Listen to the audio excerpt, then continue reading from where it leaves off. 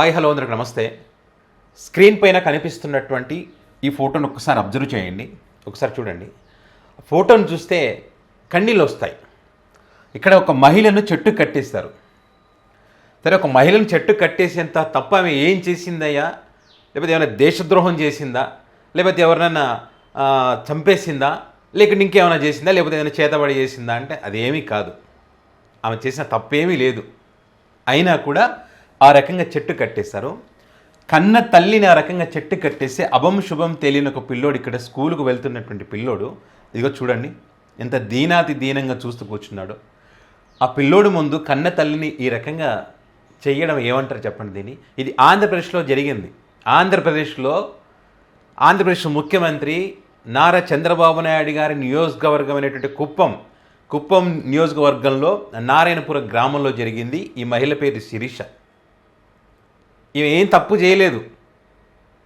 ఈమె భర్త అప్పు చేశాడంట. ఎవరి దగ్గర? మునికన్నప్ప, ఈయన టీడీపీ పార్టీకి చెందినటువంటి వ్యక్తి అని చెప్తా ఉన్నారు. 80,000 రూపాయలు తీసుకున్నాడంట. శిరీష భర్త తిమ్మరాయప్ప ఎప్పుడో 3 సంవత్సరాల క్రితం డబ్బులు తీసుకున్నాడంట, అప్పు తీసుకున్నాడంట. ఆ డబ్బులు కట్టకుండగా వీళ్ళని వదిలేసి వెళ్ళిపోయాడు. ఆ చేసినటువంటి అప్పులకు సంబంధించి ఈమె తన పిల్లల్ని చూసుకుంటూ కొంచెంగా అప్పు కడుతూ వస్తుంది. సో మరి ఆ రకంగా కడుతున్నటువంటి క్రమంలో ఎవరైతే మునికన్నప్ప ఎవరైతే ఉన్నారో ఆ వ్యక్తి ఆమె తన పిల్లని తీసుకొని వెళ్తున్నప్పుడు ఈ రకంగా ఆపి నడి రోడ్డు మీద గుంజుకొని వెళ్ళి బూతులు మాట్లాడుతూ చెట్టు కట్టేసి అప్పు కట్టేంత వరకు వదిలిపెట్టానని చెప్పి ఈ రకంగా చేసినటువంటి పరిస్థితి కుప్పం నియోజకవర్గంలో. మనము అమరావతి ప్రాంతానికి సంబంధించి సాక్షి డిబేట్లో వాళ్ళని వేశ్యలు అన్నారని చెప్పి పెద్ద ఎత్తున ఆడవాళ్ళ గౌరవం, వాళ్ళ మనోభావాలు దెబ్బతిన్నాయని చెప్పి మనం నిరసనలు వ్యక్తం చేసాం, చెప్పులు విసిరాం, నల్ల బెలూన్లు ఎగరేసాం, సాక్షి ఆఫీసులను తగలబెట్టేశాం, ఆ వ్యక్తులను అరెస్ట్ చేశాం. ఎందుకంటే ఆడవాళ్ళ మనోభావాలు దెబ్బతీశారు కాబట్టి, వాళ్ళు మహిళా వ్యతిరేకులు అని చెప్పి మన ఛానల్లో డిబేట్లు పెట్టాం. మరి ఇప్పుడు డిబేట్లు పెడతామా? మరి ఇప్పుడు మాట్లాడడం ఎందుకంటే అది మన ముఖ్యమంత్రి గారి నియోజకవర్గం కాబట్టి. ముఖ్యమంత్రి గారి నియోజకవర్గంలోనే ఏ రకంగా ఉందంటే రాష్ట్రంలో ఏ రకంగా ఉంటుందని ఒక చర్చ జరుగుతుంది కాబట్టి దీని గురించి మనం మాట్లాడడం. కొంతమంది అనొచ్చు ఇది చంద్రబాబు నాయుడు గారు చేయించమన్నారా అని చెప్పి. చంద్రబాబు నాయుడు గారు కానీ, కూటమి నాయకులు కానీ, జనసేన పార్టీ అధినేత పవన్ కళ్యాణ్ గారు కానీ మేము అధికారంలోకి వచ్చిన తర్వాత మహిళలు హ్యాపీగా, సుఖంగా, సంతోషంగా ఉన్నారు, మా పాలన చూసి సుఖ సంతోషాలతో మహిళలు బతుకుతూ ఉన్నారు, వాళ్ళ కళ్ళలో ఆనందాలు ఉన్నాయి, వాళ్ళ ఇంట్లో పండగ వాతావరణం ఉంది, వాళ్ళ కష్టాలన్నీ తొలగిపోయాయని చెప్తే మరి ఏందయ్యా ఇది? కష్టం కాదా? ఇంత దారుణం ఎక్కడైనా ఉంటుందా? అది సీఎం గారి నియోజకవర్గంలో. ఇంకొక వీడియో చూడండి.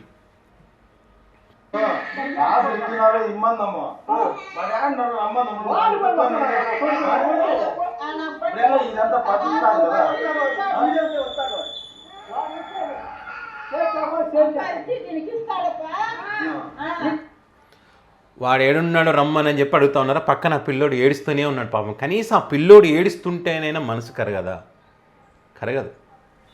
మన మనుషులం అయితే కదా.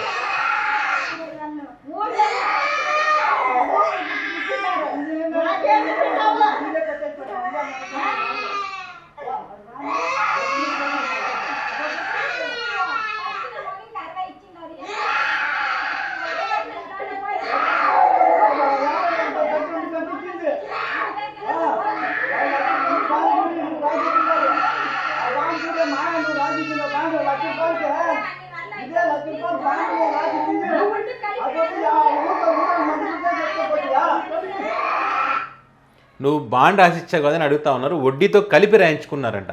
80,000, 1,00,000 అయితే 1,60,000 అయింది. వడ్డీతో కలిపి రాయించుకున్నారని చెప్తా ఉంది. ఆమె రాసిచ్చిందంట బాండు. కానీ వీళ్ళు చెప్పిన టైంకి ఇవ్వలేదని చెప్పి. సరే, వీళ్ళు డబ్బులు ఇచ్చారు, వీళ్ళు కష్టపడి డబ్బులు ఇచ్చింటారు, ఆ డబ్బు పోయినప్పుడు వీళ్ళకైనా బాధ ఉంటుంది. కానీ వసూలు చేసేటువంటి పద్ధతి ఇది కాదు కదా. ఈ రకంగా నడి రోడ్డు మీద కట్టేసి ఆ మహిళను కొట్టారు చూడండి, ఇప్పుడు కొడతారు చూడండి. పక్కన పిల్లోడు ఏడుస్తా ఉన్నాడు పాపం. అది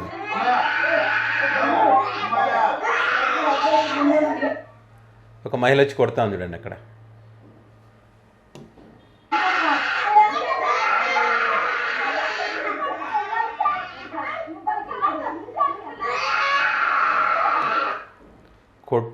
చెట్టు కట్టేసి కొడుతూ ఉన్నారు, ఆ పిల్లోడు ఏడుస్తూ ఉన్నాడు.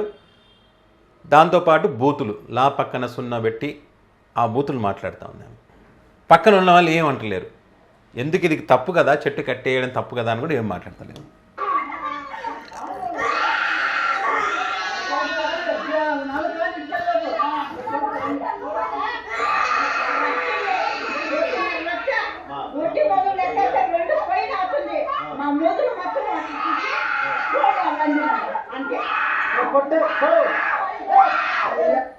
కొడుతుంటారు, అంత కొడతా ఉన్నారు, అంతమంది కలిసి కొడతా ఉన్నారు. పాపం ఆ పిల్లోడు వాడు ఏడుస్తున్నాడు, వాడి బాధ ఎవరికి అర్థం కాదు.